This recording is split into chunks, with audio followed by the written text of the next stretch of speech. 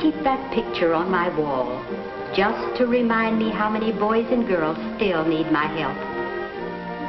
Of course, there are fewer like that every year. I like to think about the many children I've helped and how much happier I've made them. As I sit here in my chair, oh, but you can't see me, can you? Let me make myself visible.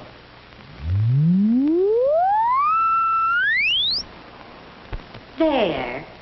I keep myself invisible most of the time. That way it's easier for me to help boys and girls learn good habits. Lots of times they don't even know I'm helping them. Let me tell you about one boy I've been helping. His name is Stanley. I use my magic wand to take you to him. Ready? Let's go! I'd already helped Stanley a lot. He had many good habits. He washed his face at least twice a day and his hands 4 or 5 times a day. He did it every day without having to think about it because it was a habit. But there was one habit Stanley hadn't learned yet. He didn't clean his fingernails when he washed his hands. And goodness, how dirty they were. So I decided to use my magic. I said, Stanley, dirty nails carry germs, and they look ugly, too. You go right back and brush them.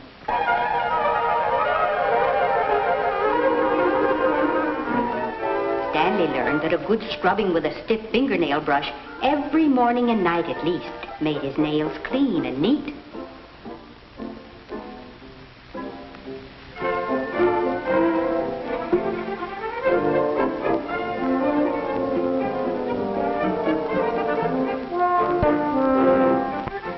To dry his hands carefully, especially around the fingernails. Once he learned these good habits, no one ever scolded him for dirty nails again. Now, washing his hair every week is another good habit I helped Stanley learn. I taught him to start by washing his comb and brush each time he washes his hair.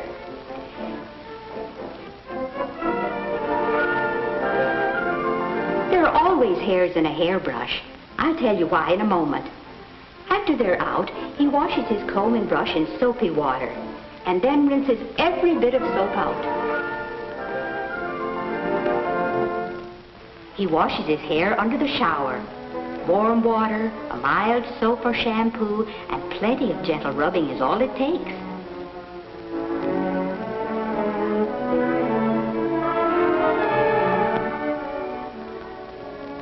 He rubs with his fingertips, not his fingernails, so that he doesn't hurt the tender skin under the hair. When he rinses out this rubbing, his hair is fairly clean, but not quite clean enough. Our soaping will really do the job.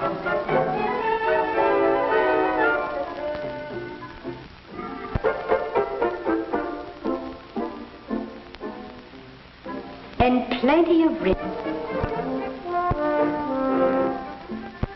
Now, those are some of the good habits I helped Stan learn. Now, I promise to tell you why there are always hairs in a hairbrush.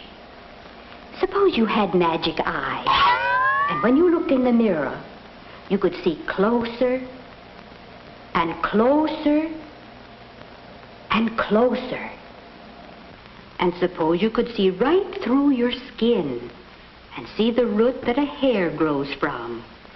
If your magic eyes could speed up the growing, you'd see that the new growth always comes at the root. As the hair gets longer and longer, it will finally come loose from the root. A new hair starts to grow and pushes against the old one.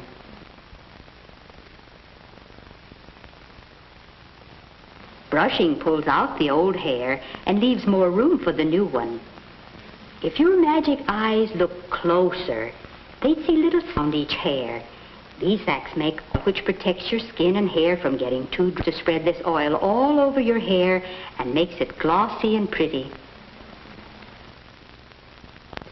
When this oil gets dirty, soap is used with it so it can be washed away, but every bit of the soap must be rinsed out afterwards, since any soap that's left will leave a dull film over your hair and keep it from pretty again. The nail grows from a root, too, under the fold of skin at the base. The edge of the cuticle. Sometimes a bit of the skin forms a hangnail. As the nail grows, it should be trimmed to just cover your fingertip.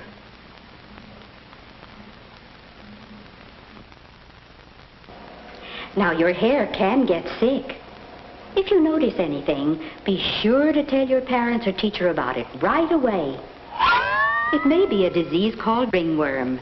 It makes your head itch. Sometimes the hair falls out in patches. A doctor can help cure this disease. Another disease is dandruff. Or you may find that instead of these thin, flat flakes, you have little white specks that look like tiny eggs. And that's just what they are. They're called nits, and they're the eggs of head lice. They're easy to get rid of, so tell your parents or teacher about them right away. Anyone might get a disease. The best safeguard is to keep yourself clean. Don't use anybody's comb but your own, and don't wear anyone else's hat. Now, keeping clean is only part of caring for your hair and nails. Let me tell you about somebody else I've helped. Her name is Alice. I'll use my magic wand again. Ready? Let's go! She certainly needed to learn some good habits in caring for her hair.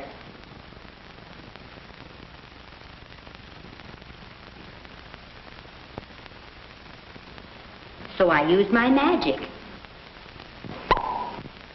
I said, Alice, you go right back and brush your hair till it shines.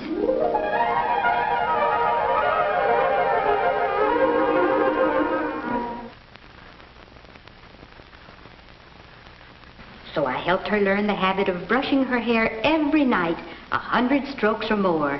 That sounds like a lot, doesn't it? But it's worth taking the time for. It makes hair gleam and glisten. But even more important, it makes hair healthier, too. So it's just as important for boys as it is for girls.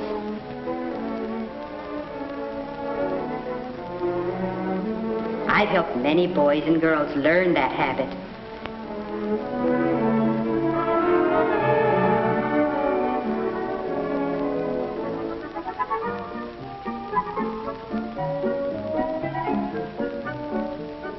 I helped Alice learn to take care of her nails, too. She files them to keep them from getting too long and to give them a pretty shape. But she's careful not to get them too short. She makes her nails pretty, too, by pushing the cuticle off the nail. She does it with a soft piece of wood called an orange stick. Wood won't cut her skin the way sharp metal might.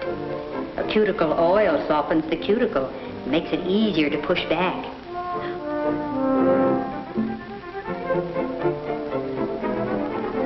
Oh, here's a hangnail.